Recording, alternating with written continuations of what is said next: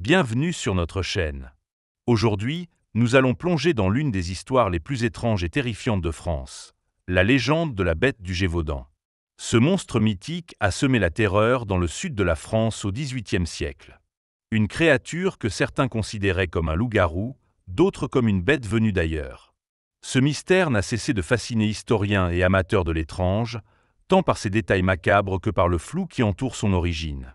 Accrochez-vous bien, car cette histoire nous entraîne entre folklore, faits réels et suppositions. Pour nous encourager, laisse un like, abonne-toi et rejoins-nous dans cette aventure incroyable. Ensemble, plongeons plus profondément dans les mystères du passé. Pour comprendre l'histoire de la bête du Gévaudan, il faut remonter à la France du XVIIIe siècle, une époque marquée par des superstitions tenaces. Nous sommes entre 1764 et 1767, dans une région sauvage et reculée de France appelée le Gévaudan, aujourd'hui la Lozère.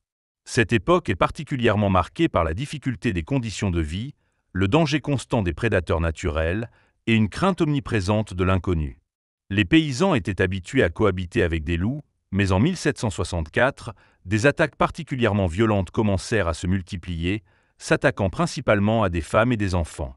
La créature était différente de tout ce que les habitants avaient connu. Plus grande, plus féroce et d'une ruse incroyable.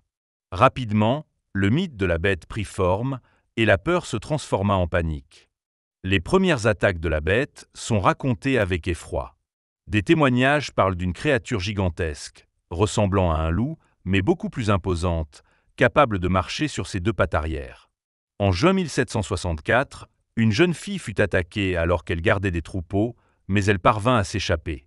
D'autres, malheureusement, n'ont pas eu la même chance. Les corps retrouvés étaient souvent déchiquetés, parfois même vidés de leur sang, une scène qui glaçait le sang des habitants de la région. Rapidement, la créature fut baptisée la bête du Gévaudan. Les descriptions variaient. Certains la voyaient comme un loup d'une taille hors norme, d'autres lui attribuaient des caractéristiques humaines, la décrivant capable de se déplacer sur deux jambes.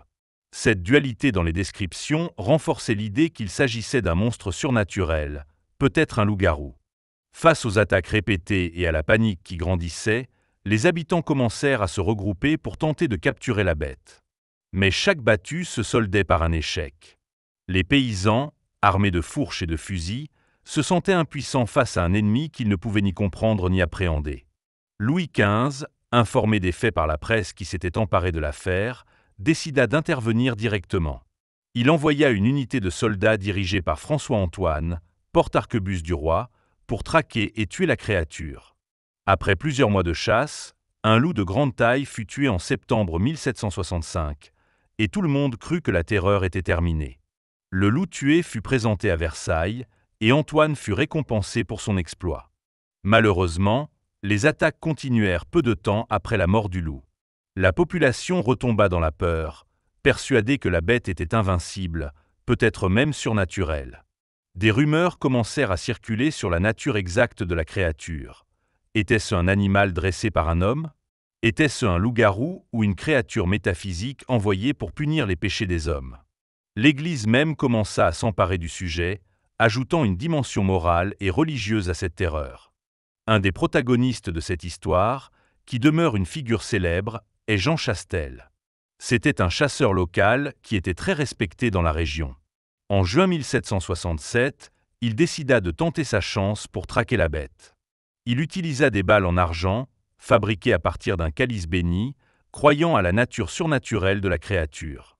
Selon la légende, lors de la rencontre avec la bête, Chastel pria longuement avant de tirer, et ce tir fut fatal. La créature tomba, et on retrouva dans son ventre des restes humains, confirmant l'identité monstrueuse de la bête. La créature tuée par Jean Chastel fut empaillée et envoyée à Versailles, où elle fut présentée à la cour. Mais la nature exacte de cet animal reste encore aujourd'hui un mystère. Certains experts ont émis l'hypothèse qu'il s'agissait d'une hyène échappée d'un zoo privé, ce qui pourrait expliquer son comportement agressif et ses caractéristiques physiques inhabituelles. D'autres pensent qu'il s'agissait tout simplement d'un loup, mais d'une espèce particulièrement grande et forte, peut-être même croisée avec un chien. Malgré les nombreux écrits et les témoignages de l'époque, l'histoire de la bête du Gévaudan reste entourée de mystères. Qu'était-elle réellement? Un loup hors norme?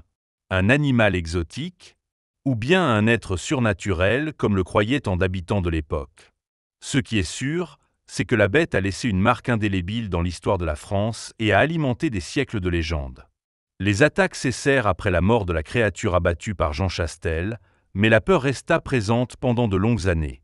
Le Gévaudan avait été traumatisé par ces événements, et il n'est pas étonnant que des histoires de loups-garous et de bêtes assoiffées de sang soient encore racontées aujourd'hui.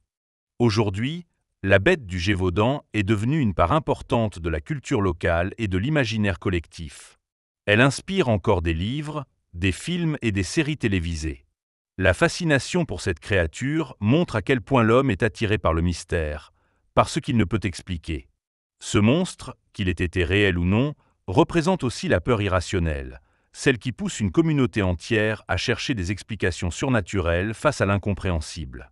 Pour les historiens, la bête du Gévaudan est aussi un rappel des difficultés de la vie rurale au XVIIIe siècle. Une époque où les gens devaient lutter contre les éléments, les maladies et parfois des prédateurs qui semblaient sortir tout droit de leur cauchemar. Pour d'autres, il s'agit simplement d'une anecdote fascinante de l'histoire française qui montre la difficulté à faire la part des choses entre mythe et réalité. La bête du Gévaudan reste l'une des énigmes les plus étranges de l'histoire de France. Elle symbolise la peur du loup, l'inconnu et le surnaturel qui ont toujours fasciné les hommes. Plus de 2 siècles après, nous continuons à nous demander ce qui a vraiment parcouru ces collines du Gévaudan et terrorisé ses habitants. Et vous, que pensez-vous de cette histoire? S'agit-il d'un animal inconnu, d'une créature surnaturelle ou simplement d'un loup d'une agressivité exceptionnelle? Laissez-nous votre avis en commentaire, et n'oubliez pas de vous abonner à notre chaîne pour découvrir d'autres mystères fascinants du passé. Merci de nous avoir suivis, et à très bientôt pour une nouvelle plongée dans les secrets de l'histoire.